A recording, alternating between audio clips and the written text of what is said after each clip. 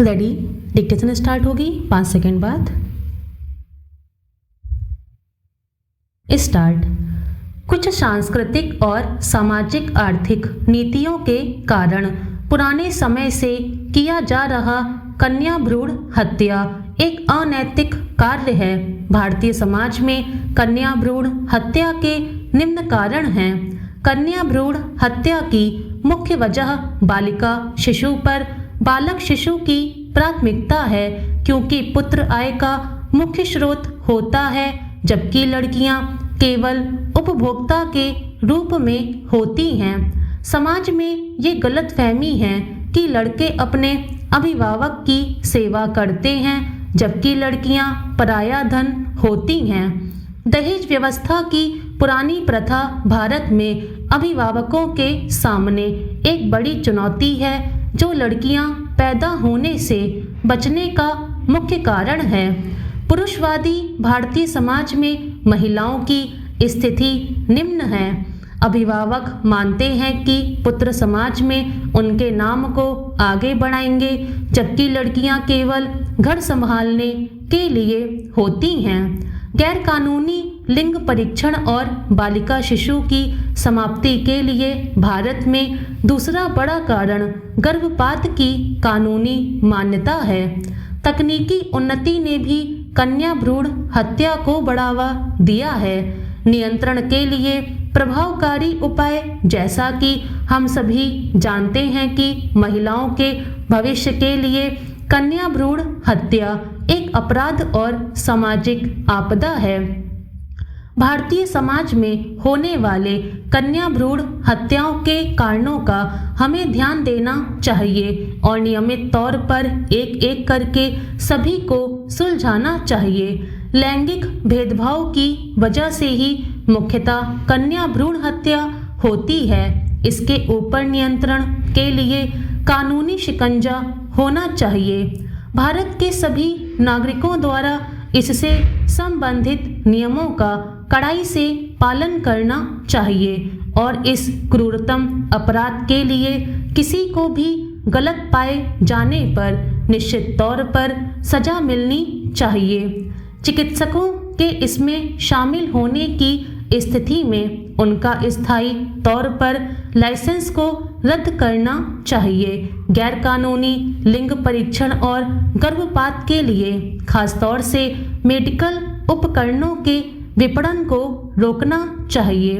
उन अभिभावकों को दंडित करना चाहिए जो अपनी लड़की को मारना चाहते हैं। युवा जोड़ों को जागरूक करने के लिए नियमित अभियान और सेमिनार आयोजित करने चाहिए। महिलाओं का सशक्तिकरण होना चाहिए, जिससे वो अपने अधिकारों के प्रति अधिक सचेत हो सकें। शिक्षा में विज्ञान एवं मनोविज्ञान का प्रभाव अधिक होने के कारण शोधकर्ताओं को ऐतिहासिक एवं दार्शनिक समस्याओं ने बहुत कम ध्यान आकर्षित किया है, अथवा यह कहना भी अतिशयोक्ति नहीं होगा कि इन समस्याओं को मात्र नीरस एवं पुस्तकीय कहकर छोड़ दिया गया है। यह दर्शन की गंभीरता पर दृष्टिपात न करने का ही परिणाम है, क्योंकि प्रत्येक समस्या के समाधान का मूल दर्शन ही है। संप्रति प्रत्येक व्यक्ति स्वाधारता से ग्रसित है। अपने द्वारा किसी भी कार्य के लिए वह अपेक्षाएं संवर्धित करने लगता है। अपेक्षाओं की पूर्ति या कमोवेश अपेक्षाओं का पूर्ण न होना मानसिक झंझावात उत्पन्न करता है। आज मानव के सीमातीत दुख का कारण स्वयं उसके द्वारा पोषित अपेक्षाएं हैं। माता पिता, पति पत्नी, पुत्र पुत्री, गुरु शिष्य एवं भाई भतीजा आदि अन्य संबंधों में अपेक्षाएं बढ़ने से कटुता उत्पन्न होती है तथा शनैः शनैः उसकी परिणति विस्फोटक रूप धारण कर लेती है। अस्तु संसारगत मानवीय मूल्यों का निरंतर ह्रास होता जा रहा है। हिंसा, व्यभिचार, अहंकार, छल, द्वेष, घृणा, ईर्ष्या, मद, आलस्य, प्रमाद, अधर्म, लोभ, अन्याय, काम, क्रोध, आवेश, नास्तिकता, निंदित, कर्मानुष्ठान एवं क्रोधांता आदि अवगुणों से संलग्न हुआ मानव पृथ्वी पर भार स्वरूप है। अतः विश्व शांति एवं कल्याण के लिए मूल्य शिक्षा की आवश्यकता है। व्यक्ति में मानवीय मूल्यों के पुनर्स्थापन एवं अकरणीय क्रियाओं के मार्गातीकरण की आवश्यकता है। मूल्य एक छोटा सा शब्द लग सकता है, लेकिन इसमें कई पहलू शामिल हैं। हम सभी इस बारे में सुनते हैं कि यह शब्द एक इंसान को कैसे परिभाषित करता है, लेकिन क्या हम वास्तव में जानते हैं कि इसका क्या मतलब है? मूल्य वे सिद्धांत हैं जो हमारी जीवन और समाज की गुणवत्ता को बेहतर बनाने में मदद करते हैं। वे आचरण और व्यवहार के उचित कोड को संक्षेप में प्रस्तुत करते हैं। वे इस बात के मूल आधार हैं कि किसी का चरित्र और व्यक्तित्व कैसे आकार लेता है। प्यार, करुणा, सहानुभूति, सहिष्णुता आदि हमारे दिलों के भीतर से उत्पन्न होने वाले मूल्य हमारे बाहरी व्यवहार को परिभाषित करते हैं। लेकिन आज की तेजी से भागती दुनिया में मूल्यों ने अपना सार खो दिया है। मनुष्यों को भड़काने के लिए यह महत्वपूर्ण है कि मूल्यवान वस्तुओं की कीमत है, लेकिन मूल्य अनमोल हैं। मानव जाति में मानवता वापस लाने के लिए मूल्य शिक्षा की बहुत आवश्यकता है। मूल्य शिक्षा वह प्रक्रिया है जिसके द्वारा लोगों में मूल्यों का संचार होता है। यह शिक्षा आपके घर से शुरू होती है और इसे स्कूलों, कॉलेजों, सेमिनारों, युवा संगठनों और धार्मिक संगठनों और यहाँ तक कि जेलों में भी लिया जा सकता है। मूल्य शिक्षा मानव में दृष्टिकोणों से विकसित होती है। पहला वह है जब लोग सामाजिक मूल्यों या धार्मिक नियमों या सांस्कृतिक नैतिकता से आए मूल्यों के समूह को सीखते हैं और समझते हैं।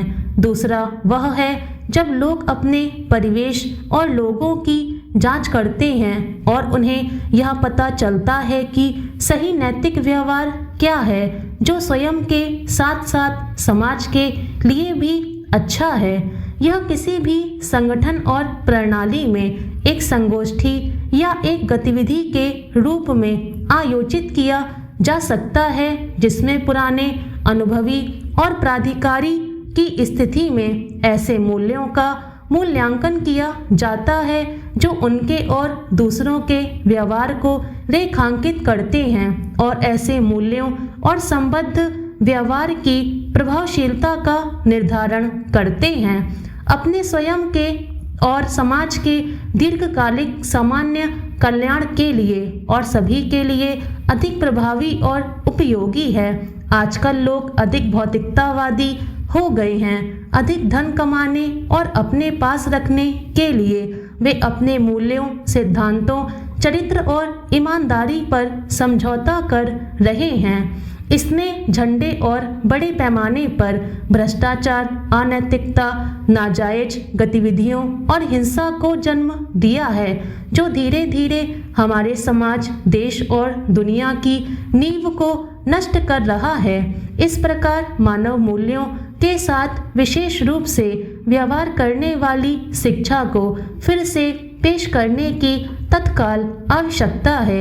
एक शिक्षा प्रणाली को गढ़ने की तत्काल आवश्यकता है जो मूल्यों, नैतिकता और जीवन कौशल पर भी ध्यान केंद्रित करती है, जो मानवता की मूल संरचना का निर्माण करती है। हमारे देश में कई धार्मिक संगठनों जैसे सत्य साई संगठन, आर्ट ऑफ लिविंग, ब्रह्मा कुमारियों आदि ने कई मूल्य शिक्षा कार्यक्रमों की शुरुआत की है।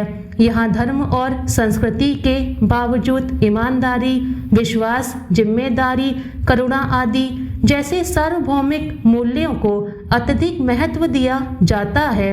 वे संगठन अपने दृष्टिकोण में धर्मनिरपेक्ष हैं। एनसीईआरटी ने स्कूलों में मूल्य शिक्षा को बढ़ावा देने के लिए या अनौपचारिक या औपचारिक कक्षाओं के रूप में एक राष्ट्रीय संसाधन केंद्र मूल्य शिक्षा की स्थापना की है। स्टॉप।